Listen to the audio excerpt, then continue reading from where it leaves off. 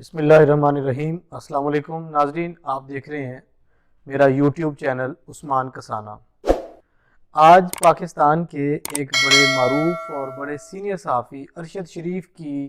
وفات کے حوالے سے سوشل میڈیا پہ بہت کچھ کہا جا رہا ہے۔ میں نے چاہا کہ میں بھی چند چیزیں آپ سے شیئر کروں جو اس حوالے سے مصدقہ اطلاعات ہیں وہ اپنے ویورز تک پہنچاؤں۔ ارشد شریف صاحب پاکستان کے ایک بڑے media group ARY media group کے ساتھ وابستہ تھے۔ وہ جب سے عمران خان کی حکومت ختم ہوئی ہے اور یہ جو رجیم چینج کا معاملہ ہوا وہ پاکستان سے چلے گئے تھے اور مختلف ممالک میں ان کے قیام کی اطلاعات آ رہی تھی۔ وہ کنیکٹڈ بھی تھے اپنے میڈیا چینل کے ذریعے اور اپنے یوٹیوب چینل کے ذریعے بھی وہ اپنی آراء اور خاص طور پہ ٹویٹر پر وہ بڑے متحرک تھے، بلکہ ایک دو دن قبل بھی ان کا ٹویٹ ہماری نظروں سے گزرا جس میں انہوں نے ایک خاص موضوع کی طرف نشاندہی کی تھی۔ صبح آج بہت ارلی جب میں سو کے اٹھا تو میں نے ٹویٹر پہ کچھ چیزیں دیکھی تو ایک مرتبہ تو یقین نہیں آیا کہ یہ ارشد شریف کے بارے میں ایسی اطلاعات آ رہی ہیں، اور پھر کچھ دیر کے بعد جب تفصیلات سامنے آئیں اور تصدیق ہوئی کہ پاکستانی سینئر صحافی ارشد شریف صاحب کینیا میں اللہ کو پیارے ہو گئے ہیں، وہاں پہ ان کا مرڈر ہو گیا ہے۔ پہلے تو ان کی وفات کی اطلاع تھی، پھر حادثے کی اطلاع تھی، اور خود ان کے اپنے میڈیا چینل ARY نیوز نے بہت دیر تک یہ خبر دینا جاری رکھی کہ ارشد شریف کینیا میں ٹریفک حادثے میں شہید ہو گئے ہیں۔ ان کی موت کو حادثہ قرار دیا گیا ان کے اپنے میڈیا چینل کی طرف سے۔ اس کے بعد پھر سوشل میڈیا پہ اور خاص طور پہ ٹویٹر پہ کچھ ایسی ہلچل دیکھنے میں آئی، کچھ ایسے جگادری میں تو کہوں گا جن کو الف بے کا پتہ نہیں ہوتا، بس وہ شروع ہو جاتے ہیں۔ انہوں نے اسے سازش قرار دے کے اس کے تانے بانے پاکستان کے اداروں کے ساتھ اور پاکستان کی کچھ ایسی شخصیات کے ساتھ جوڑنے شروع کر دیے جو کہ قطعی طور پہ نامناسب تھا۔ کچھ دیر مزید گزری تو ہمارے پاکستان کے مختلف ٹی وی چینلز پر جب یہ خبریں آنا شروع ہو گئیں تو اس کے مختلف پہلو سامنے آئے۔ ہمارے بہت سے سینئر صحافیوں نے جن کا تعلق ارشد شریف سے ذاتی دوستی سے کچھ زیادہ تھا اور کچھ ان کے جو نظریاتی مخالفین تھے جو ان کے سیاسی نظریات سے اتفاق نہیں کرتے تھے، ان کے ویوز بھی جب سارے کولیکٹیولی دیکھے تو ایک چیز سامنے آئی کہ ارشد شریف صاحب کی جو موت ہے وہ ٹریفک حادثے میں نہیں ہوئی، اور پھر ان کی تصدیق بھی کر دی گئی کہ انہیں گولیوں کا نشانہ بنایا گیا ہے، ان کا مرڈر ہوا ہے، انہیں قتل کیا گیا ہے۔ جب یہ دوسرا سٹیپ طے کیا کہ ان کے مرڈر کی اطلاع آئی تو پھر اس کے بعد تیسرا مرحلہ یہ آیا کہ گولیاں کس نے ماری ہیں۔ اس پر بھی مختلف چیزوں کی لے دے شروع ہو گئی اور مختلف آراء سامنے آنا شروع ہوئی۔ پھر اس بات کی بھی تصدیق ہو گئی اور یہ چیز واضح طور پہ سامنے آئی کہ نیروبی میں، کینیا کے شہر نیروبی میں وہ روڈ پر جا رہے تھے، ایک کار میں سفر کر رہے تھے، دوران سفر ان کی کار کو گولیوں کا نشانہ بنایا گیا، ان کا ڈرائیور زخمی ہوا، کار الٹ گئی اور گولی جو ان کے سر میں لگی ارشد شریف صاحب کے وہ خالق حقیقی سے جا ملے۔ اب یہ گولیاں کس نے برسائیں، اس کی تصدیق ہو چکی ہے کہ گولیاں کینیا کی پولیس نے لگائی ہیں۔ کینیا کی پولیس نے ارشد شریف کو گولیاں کیوں ماری، اس پر بھی بہت سی آراء تھیں۔ جب ہمارے کچھ سینئر صحافیوں نے اور ہماری حکومت کی وہ نمائندہ شخصیات جن کا ایک ایک لفظ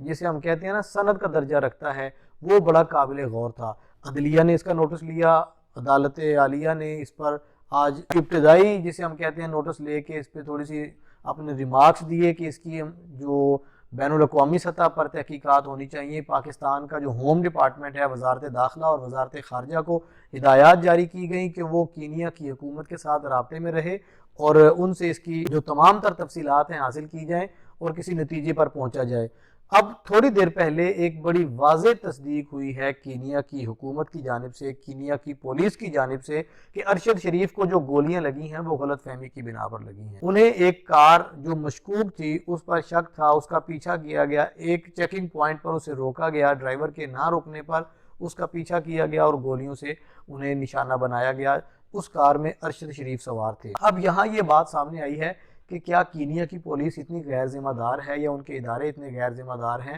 ان کا سیکیورٹی سسٹم اتنا لیک کرتا ہے ایکوریسی میں کہ انہوں نے ایک غیر ملکی کو غلط فہمی کی بنیاد پر قتل کر دیا ہے۔ اب اس پر ابھی حتمی بات سامنے آنا باقی ہے، تصدیق ہو چکی ہے اور خود کینیا کی حکومت کی جانب سے یہ بات سامنے آ چکی ہے کہ ارشد شریف کو کینیا کی پولیس نے گولیوں سے شہید کیا ہے اور انہیں جو گولی لگی ہے وہ غلط فہمی کی بنیاد پہ لگی ہے۔ ایک مشکوک شخص جو انہیں جیسے ہم کہہ سکتے ہیں شاید مطلوب تھا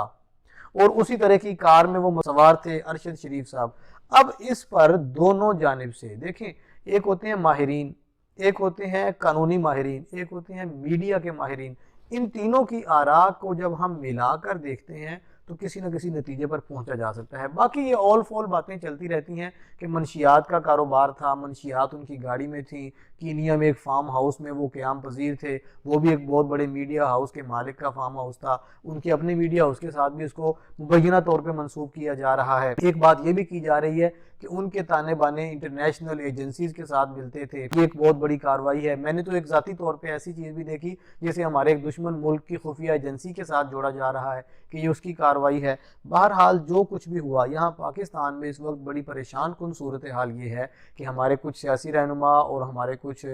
قانونی لوگ اور خاص طور پہ میڈیا سے تعلق رکھنے والی بڑی شخصیات ارشد شریف کے حوالے سے بڑے گہرے غم کا، بڑے رنج کا اظہار کر رہی ہیں۔ کچھ لوگ ان کے گھر میں گئے ہیں، ان کی والدہ سے، دکھی والدہ سے ملے ہیں۔ یہ بڑا ایک مشکل اور کڑا وقت ہے اس خاندان کے لیے جن کا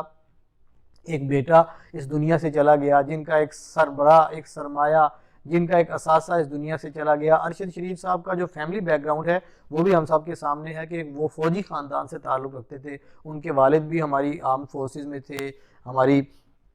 دفاعی افواج میں ان کا ایک بڑا کنٹریبیوشن تھا ان کے والد محترم کا، ان کی شہادت، پھر ان کے بعد ان کے بھائی کی شہادت، یہ ایک پوری تاریخ ہے۔ ارشد شریف نے اس شعبے کا چناؤ کیا تھا، آج وہ بھی اس دنیا سے رخصت ہوئے، اللہ تعالیٰ کو پیارے ہوئے۔ یہاں ایک دعا تو ہے کہ اللہ تعالیٰ انہیں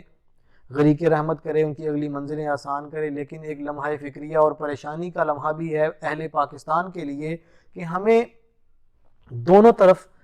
بڑا متوسط انداز میں، بیلنس انداز میں بات کرنی چاہیے اور سوچنا چاہیے کہ ایک تو ہم یہ نہ کریں کہ کسی کی مرڈر ہونے پر کسی کی میت اور کسی کی لاش کو اپنی سیاست کی آماج گاہ بنا لیں اور اپنی جسے ہم کہتے ہیں درفتنی اس پر چھوڑنی شروع کر دیں، اپنے جو کبھی خیالات ہیں ان کو اس مرڈر پر، اس میت پر یوں ہم بچھاڑ کرنی شروع کر دیں کہ ہماری زبان، ہمارے ہاتھ سے اس کی ایک میت اور لاش بھی محفوظ نہ رہے۔ دوسری طرف اس پر سرد مہری کا مظاہرہ بھی نہیں کیا جانا چاہیے۔ ہر دو طرح سے ان چیزوں پر قابل غور انداز میں بات کرنے کی ضرورت ہے۔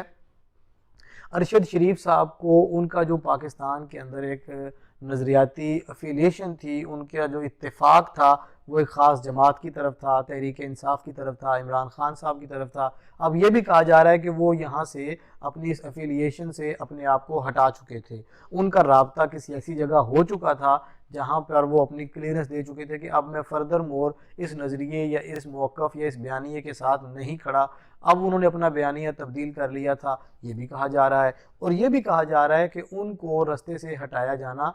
اس سے پہلے ایک سیکوینس جوڑا جا رہا ہے کہ کچھ اور لوگوں کے مرڈر بھی ہوئے ہیں یا اموات ہوئی ہیں، تبھی اموات ہوئی ہیں جن کو قتل قرار دیا گیا، جن میں بڑی مثال ڈاکٹر عامر لیاقت کی ہے۔ ان ساری چیزوں کو ایک سیکوینس کے طور پہ لیا جا رہا ہے۔ بہرحال پاکستان کے لیے یہ ایک بڑا کربناک اور بڑا ایک میں سمجھتا ہوں کہ سوچنے کا لمحہ ہے، لمحہ فکریہ ہے کہ ہمارے اس طرح کے معاملات جن میں بہت ساری چہم گوئیاں ہو جاتی ہیں، ہمیں نظریاتی کلیئرٹی رکھنی چاہیے، اپنے وطن کے ساتھ، اپنے وطن کے اداروں کے ساتھ اپنے الائنس کو، اپنی افیلیشن کو سٹرونگ اور غیر مشروط رکھنا چاہیے۔